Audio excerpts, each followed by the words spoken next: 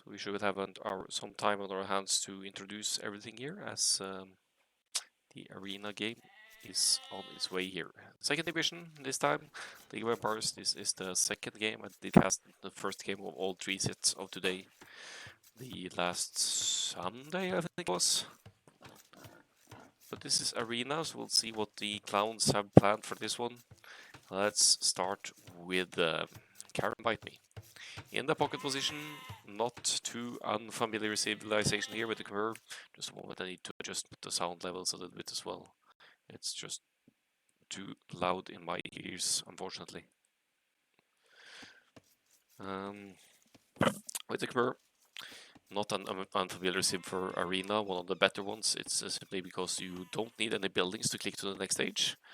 So you can essentially pull off a, for example, 23 population straight cast leech and go into 3 TC's boom still. It's ridiculous with Khmer for the economy and everything that they could be granted in that way.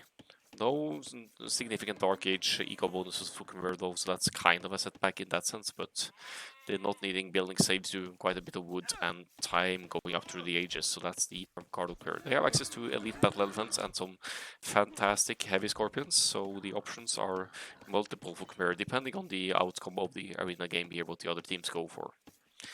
Dugzilla to the left side with the Turks here on the flank.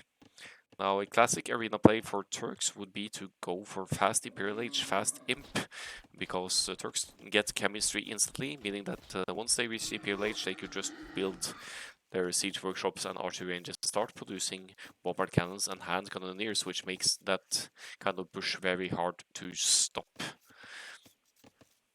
As for the opponent, though, we have Celts here, so no Arbalest civilization, but a civilization with a good boom and transition to the ages, good siege for the late game. Maybe Captain Bingers will be able to hold off a Turk's fast in push here. And finally, for the right hand side here for Karambite me, we have Joshua with the Ethiopians. So Archers civilization on the right side flank here with the faster firing archers and arbalests, something that could come in handy in the late game, especially if they're planning to play battle elephants from the pocket for Khmer. Then if you have arbalesters to back that, it's a nearly unstoppable combination, because arbalests would kill enemy halberdiers and the battle elephants would kill just about anything else. So we'll see how it goes between players here. It should be interesting to follow the uptimes and everything here.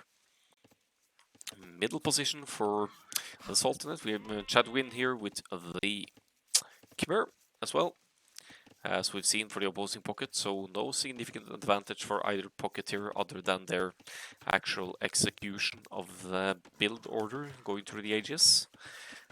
We'll see if they go for elephants, if they go for siege, if they go for knights into cavaliers, which could also be a limited time period play for the Khmer to take map control. On Chadwin's left side, we have, as mentioned before, Captain Binges with the Celts. It's one of the best siege in the game, unique technology for Celt Siege to be granted extra hit points, 40% extra hit points, I believe, so it's tougher to kill Celts, Scorpions, Mangonels, Rams, Siege Rams. Siege Ram help could be very strong for Celts against certain civilizations. And finally, to the right hand side, we have There's Always a Hole, who doesn't need to worry about holes this time around, because of this arena, and you get the complete walls every time. So unless there's a bugged map, there won't be a hole here for now for the orange player. But he's playing as the Koreans here. Castle Drop War Wagons comes to mind, actually, because that's surprisingly strong these days, with Koreans getting the armor upgrades instantly for their archery line units.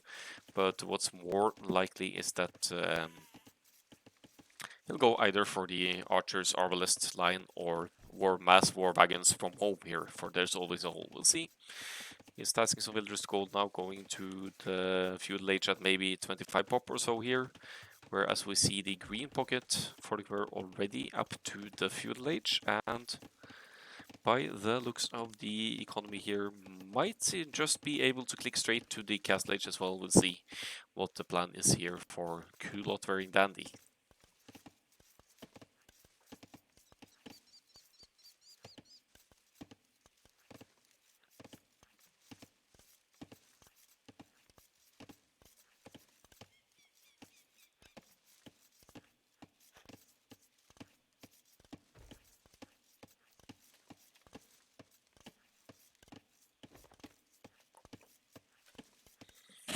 So it's arena and I'm out of things to talk about. We can look at the relics here. 1, 2, 3, 4. Kind of very close to Chadwin's base here, relatively seen here. And on the left side we have Dugzilla with one relic there and one outside of this one as well. No army production for either player yet. They're just about to reach their feudal ages with Dugzilla.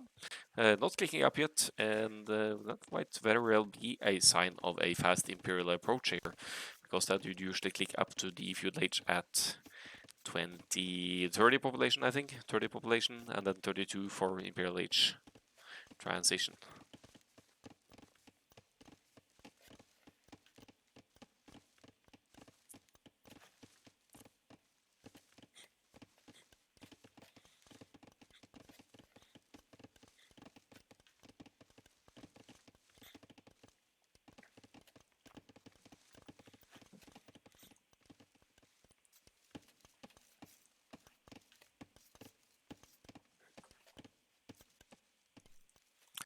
So we see the feudal age is kicking in. We have Castle Age well on the way for Kulotring Dandy, who will have an amazing head start to the boom here, but he's not going straight into the boom.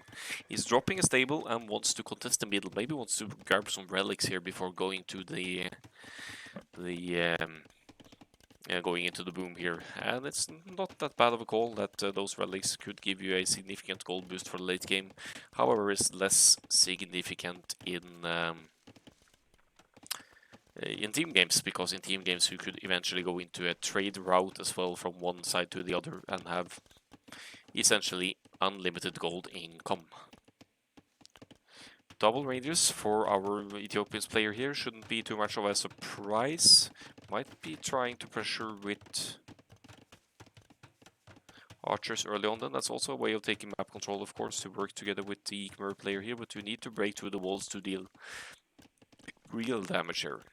So Dugzilla, as we can see, 29 population and 1 scout, 30 population total. Is just reaching the feudal age, and that uptime alone going to the feudal age at 14 minutes or whatever it is. Let's see the idle TC time, a little bit of idle TC time here for Dugzilla, but that uptime alone should be an indication that Turks, they are in fact going fast imperial age here. Which should have Captain Beanjuice shit his pants, because he's 1 minute 20 seconds away from the castle age already. So so he might struggle against an early Turks Imperial Age push here. Yes, Tom Lobby, I could introduce to League of Empires as a quick command here, but a little explanation. But it is league system, you know, like Premier League inspired, just a fewer teams in each division, of course. We have 4 divisions based upon players 1v1 ELO. And the teams, let's say there are roughly 7 or 8 teams in each division, division 1 through 4, and they compete for points, always playing 2 matches. So you get to play 1 home map each. If one team wins both maps, they are granted 3 points. If you win 1 map only, you're granted 1 point. And obviously if you lose both maps, you don't gain any points at all. So it's either 1 point, 0 points, or 3 points per league round, so to say. I'm playing in the 2nd division myself with United Nations, which is my team. I love the castle here by Captain Binjus, by the way. It's going to buy him a lot of time against the Turks' fast Imperial push, because Turks will have bombard cannons, they can take out the castle. But that's going to buy Captain Binjus time to get to the castle age and build up some army to fight the Turks here. Saltinate, indeed, Ogedai won, our adversaries from the first round. Alright, so castle age for Chadwin here, only 2 town centers for now. It's probably a resource issue not being able to go into the 3rd TC right away. And for There's Always All, there is the War Wagons. But he's sending out 2 War Wagons just like that. What's the idea here? Are you going to break through already? I mean, War Wagons, that's amazing actually against Ethiopians, because War Wagons, they have such high... They have a high hit points, they have 150 hit points, right? They have high pierce armor as well, so they will hold up very nicely against archers on their own. The issue is when the Khmer player from the pocket mixes in some cavalry, because the melee armor of the Koreans war wagons, they're nothing special, so they'll be sort of... Ooh, petard! We're gonna see a break in here.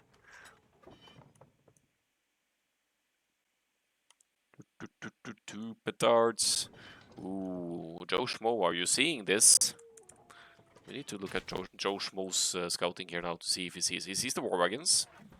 But he can't see the petards for now. There's always a hole. He wants to make a hole in the enemy side here, so we'll see if he succeeds. Look at the war wagon. Only 2 war wagons here. 3 war wagons taking a more than decent fight here. Is he going to drop the second castle here right in the enemy's face? I think he will.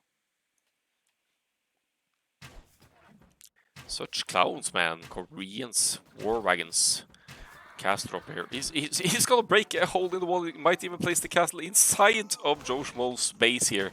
Oh boy, this is beautiful distraction here. We have knights from the pocket as well. This is quite all in, I have to say, from the Saltinate here, because they aren't really... Well, Celts are booming to some extent here.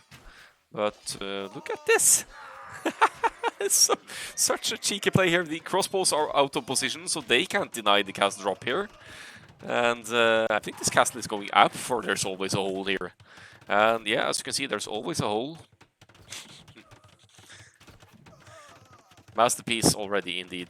Oh, I like the Monastery edition from Joe Schmo here. You could actually convert war wagons. They are not in threatening mass just yet. And knights, monks will of course convert to knights as well. Let's see if Culot wearing Dandy here in the pocket is mainly booming for now. He has stables up and is sending some knights to help now, but these knights...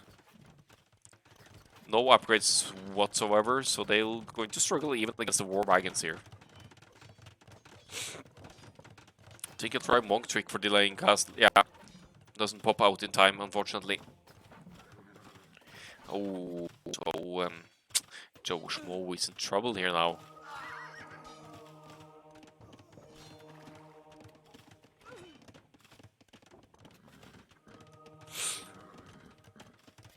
I didn't expect this. How's the Turks situation over here though? We have Imperial Age in for Dugzilla here. We have one range producing hand cannoneers, and we have bomber cannons out here. The issue here is that Chadguin he's extending on the boom now, but he will be able to produce knights, and if you have knights, you could get lucky and snipe bomber cannons, unless Dugzilla has a scary amount of hand cannoneers over here.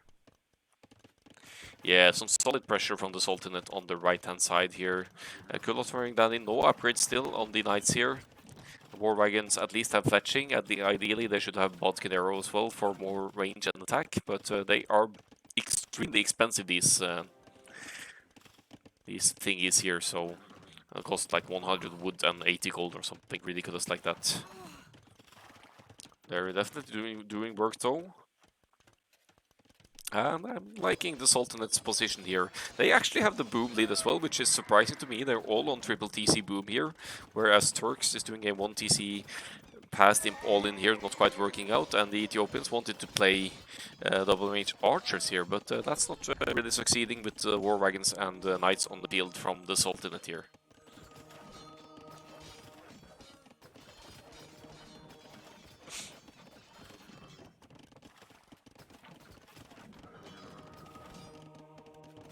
I feel like there's always a hole. Could add some siege here now to make quicker work of the buildings, or add some pikemen maybe to deal with the enemy knights for safety. Looks like a conversion for Joe Schmo here, staying dangerously close to the castle. And the castle as well would benefit from Bodkin Arrow, right? Will have further range, might even range the TC. But it's right on the production, so it's not easy for Joe Schmo to bring army out to the field here. Let's have a look to the north again to see what's going on there. 2 bomber cannons. They will be finding a castle over here, unfortunately. And while the bombard cannons have the range to hit the castle, the hand cannoneers obviously would have to be careful to move too close here. Is Captain Binjuice producing any army? It's just booming mainly here. It's going skirmishers, which is good. Elite skirm against the hand cannoneers. Monks would be good as well if he had redemption and could convert siege, but he can't. But honestly though, all Captain Binjuice needs to do here is to hold. And so far he's doing alright. He's repairing the castle. He is with more than enough stone to keep this castle up for a while yet. He deleted something over there. Probably had some skirmishers trapped inside everything here. The problem with skirmishers here is that the bombard cannons can get some shots in on groups of skirmishers like this and take out numbers. But if they get close enough to the hand cannoneers, of course they will be taking them out. That's actually a pretty scary amount of hand cannoneers, but skirmishers are doing decent work. He'll need some knights or light cav or something to deal with the bombards as well, though. Easier said than done when you have this mass of hand cannoneers. In the south side, the forward is having limited success here, for there's always a hole. But again, the units production will need to be rebuilt by Joe Schmo here, so there's not much Joe Schmo can do for his team for the time being, other than try to hold this one. Basically, kind of the same situation as both sides here.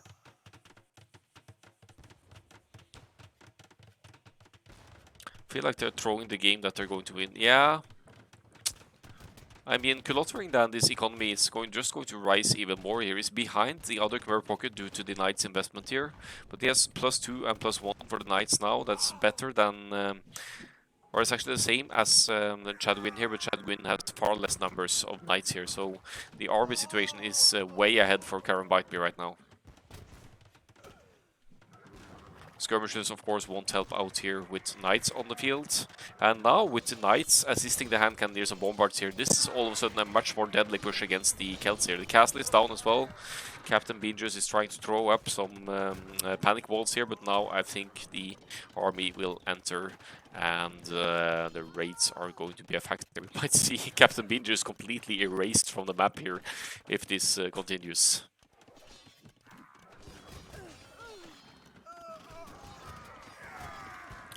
We'll have to commend Karambite for the consistency of units production here as well. 26 hand cannoneers, 3 bombard cannons, and then the Khmer Pocket with 14 knights on the field.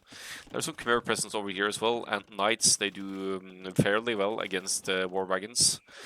So those efforts are not to be discouraged either. Rams here from Kulottering Dandy as well to maybe take out this castle, but there are still a decent chunk of war wagons on the field.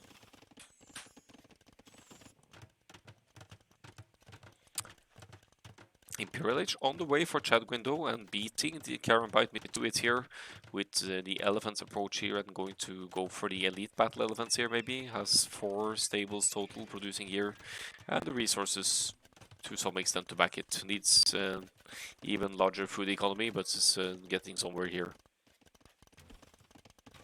So right now there's always basically just buying time for his team now to get the push going, but Captain Bingers doesn't get any support from his pocket right now, and that's a pickle for the Celts player here who won't be seeing Imperial Age anytime soon, and is under as heavy pressure as has been the case for Joe Schmo in the south.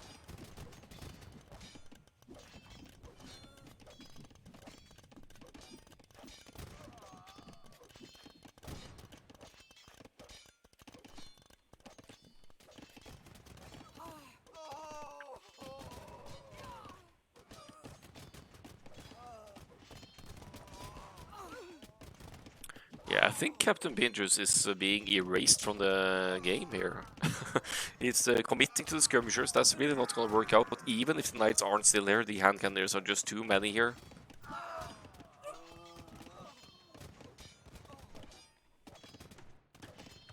Captain should have done Monk Siege push instead of straight T to boom, and Khmer team bonus helps them so good. What's the Khmer team bonus?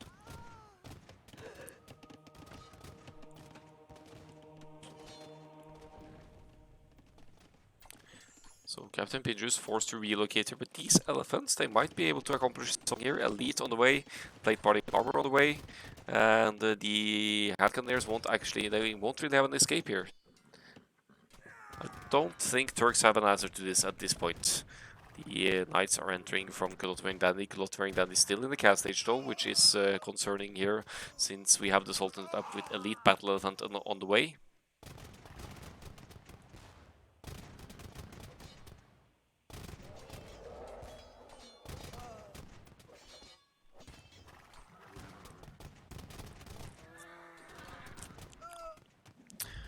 It's not easy to go siege against this kind of hand cannoneers and bobbard cannons numbers though, with that one, so I'm not sure if I agree there. It's not that easy, but if he had been an aggressor earlier, yeah, of course, it would obstruct the Turks' fast imp. Monk Siege not really the go-to for Celts though. Alright, so Chadwin is definitely going to clean this up. No way that the bomber cannons and hand cannoneers survive this. There's not really a lot of army production. There's hand cannoneers still being made here, but these elite battle elephants, they could still keep, they could still go push flank or pocket. I think they need to hit pocket after this, to be honest. Because when Duke Silo loses his armies here, he's lost his all-in and he's way behind in the economy. He's in the Imperial Age, of course, but look at his villager count, he's way below the others.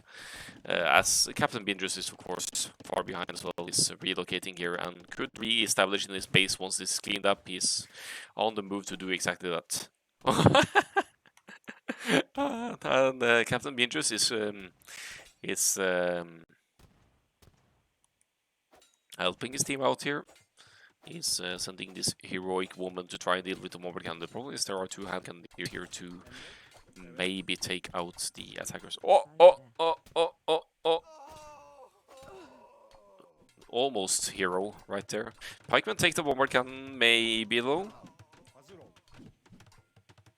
Jeez, what's wrong with this pikeman? It's like takes all of the pokes he's got in him to take out this bomber cannon. Alright, back to the south side. What's going on here? Castle, for the castle to go down, for there's always a hole here. He's still got a castle at home to produce war wagons. His war wagons won't be able to deal with Ram, obviously. In the meantime, Kulot very dandy advances to the Imperial Age and likely has a very nice economy to back whatever he wants to do in the Castle Age here, the Imperial Age here. Micro God, yeah. Alright, so now what I want to see from Chadwin here is some expansion to the field here. Adding some traps, yes, exactly. Adding siege to deal with the Turks' castle here. But again, I think they really need to hit pocket now, because Kulot very dandy, although later to the Imperial Age and forced into army investment here, really needs to get to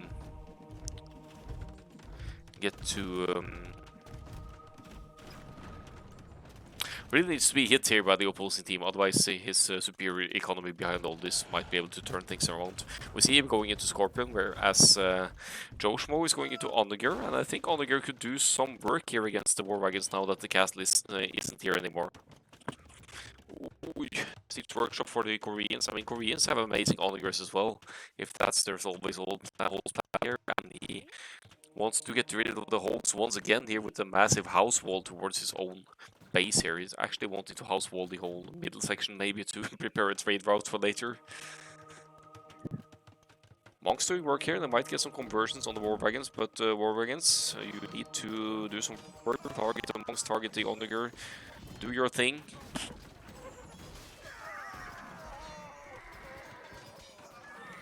Penis-shaped house walls.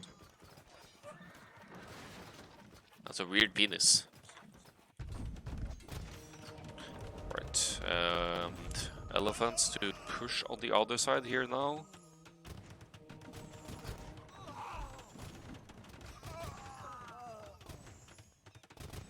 Only one trap though. I'd love to see more siege on the field here.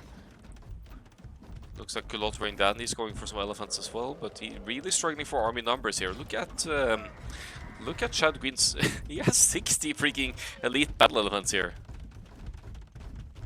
Yeah, I see them in my pocket. I just don't agree about the house walls shape. Hand cannoneers versus elite battle elephants. I'm not too sure about this.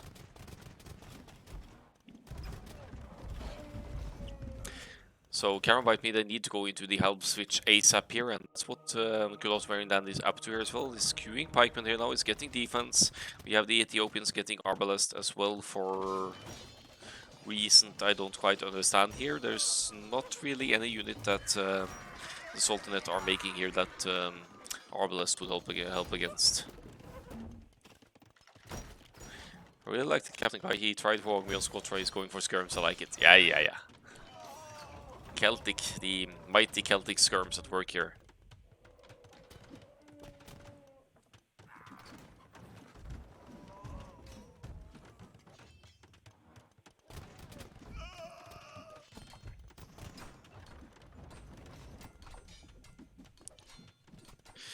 So, Khmer gets Siege Ram, Celts get Siege Ram in the Imperial Age when they get there.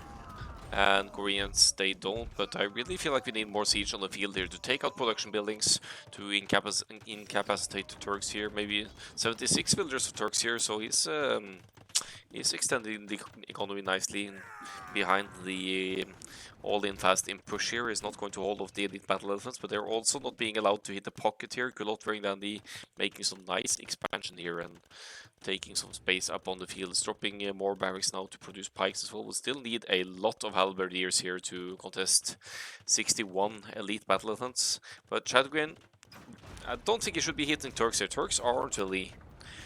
Turks aren't an issue here for the late game, to be honest. The gold will be running out in not too long here after Duxilla's offensives already. And what we need to hit is the pocket. And Halberdier is now in. If they'd hit Kulotweri Daddy earlier with these 60 elite battle elements, I think they could have accomplished a lot here. Still an option to take out Siege here. Heavy Scorpions, I don't think that's going to do. We're going to need a lot of them to take out all these elite battle elephants. Although there are some choke points here to take. Meanwhile, there's always a hole still trying to be annoying over here. We have Ethiopians, no, not Ethiopian, Koreans, even worse. Hussars at work here to just keep Joe Schmo at his tiptoes here at home. Not allowing Ethiopians back in the game. 51 villagers against 49 between the two flank players here. Onagur is out though, but he seems to be hurting his own units more than the Hussars here. Hussar against Onagur, actually good call by There's Always a Hole here. Good raiding potential as well.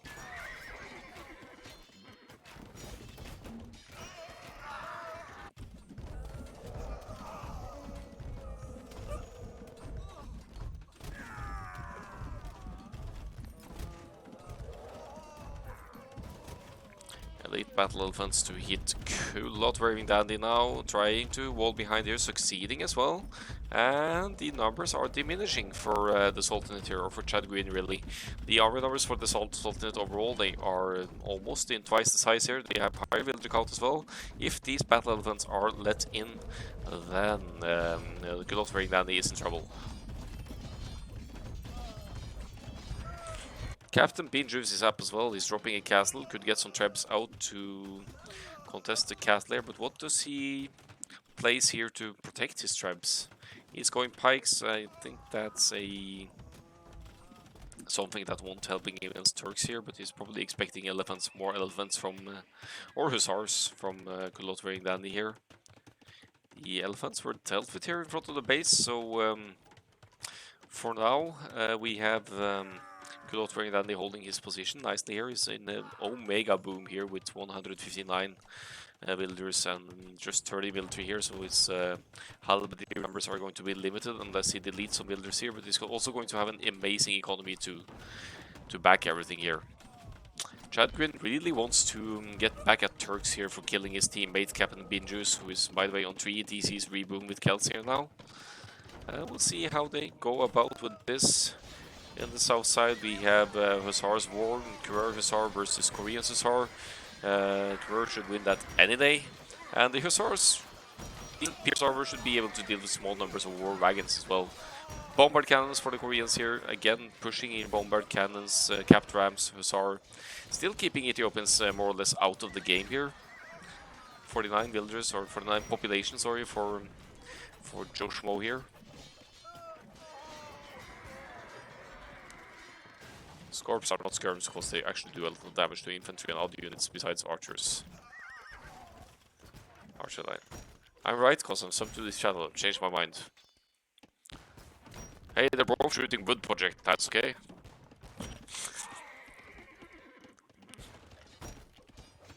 And both counter infantry. There are some similarities here, O'Connor. Don't discourage Ogedaiwon's comments here. I'd take Scorpions over Skirms any day though. Celt Siege has entered the party.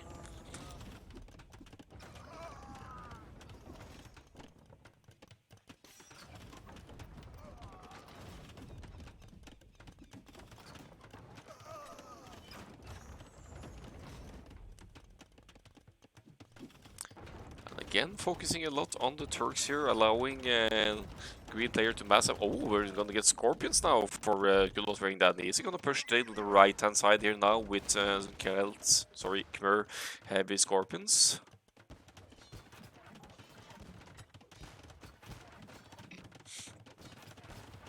Seems dangerous to push with Scorpions in the middle of all the siege here, but there's always a whole needs Onager here, and preferably even siege Onager, because he actually has access to that as Koreans, and with the unique technology they have smaller minimum range as well, I believe.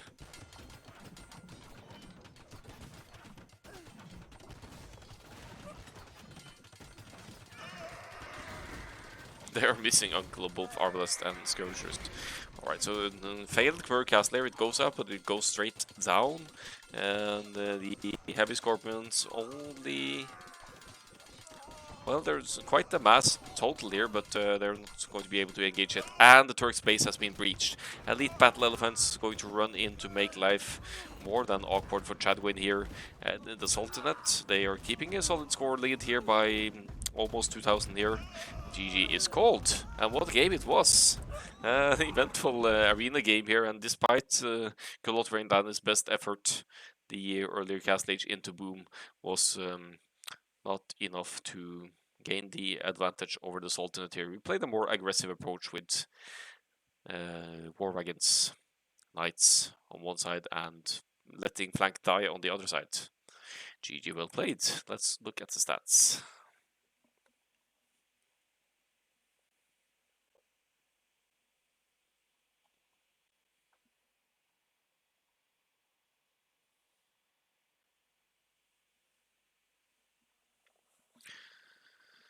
So there's always a hole with the highest score here for military, apparently. Must have had a more than decent KD here then. Let's see. KD 200, 256. Okay, Chadwin with some solid numbers as well.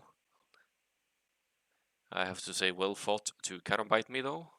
They put up some great efforts here. And look at Kulot wearing Dan's eco here. Collected the most resources here of all. Relic gold as well, so he did get some early knights out to contest the field and the relics. That's quite a bit, and there's some tribute being sent here between the players as well. Look at the appetites, a whooping 13-23 cast stage. It's just ridiculous to clear out these closed maps, what they can do.